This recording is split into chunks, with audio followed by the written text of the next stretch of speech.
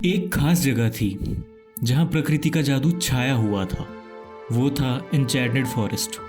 यहाँ पेड़ों की हरकत हवा में कहानियाँ सुनाती थी। जादू हर जगह महसूस होता था। इस जंगल के अंदर एक प्राचीन रक्षक बसा हुआ था जो प्रकृति का संतुलन संभालता था।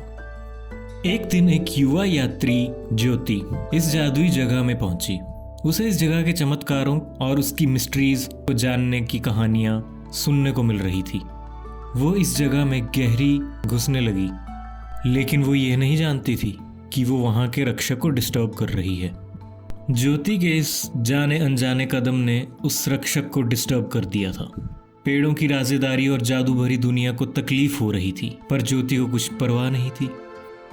एक दिन ज्योति को एक चमकता हुआ कांच मिला। उसने उसे उठा लिया, लेकिन उसे पता नहीं था कि उसकी क्या इम्पोर्टेंस है। जब वो उस जादू भरे कांच को अपने साथ रखने लगी, तब वो दुनिया डिस्टर्ब होने लग गई। उथल पुथल मचने लग गई। पेड़ों की हरियाली कम होने लग गई, फूल सूखने लगे और जानवरों की आवाजें दुखी सी लगने लग गई। ज्योति को इस बात का एहसास हो गया था कि उसने गलत किया है, इसीलिए वो माफी मांगने वहां रक्षक के पास चली गई। रक्षक ज्योति के ऊपर विश्वास कर लेता है और उसे माफ कर देता है।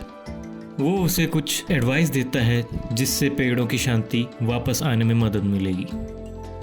ज्योति रक्षक के बताए रास्ते के ऊपर यात्रा पर निकल पड़ती है और साथ में उसके एक बुद्धिमान आउल और एक शरारती जादुई स्प्राइट होती है।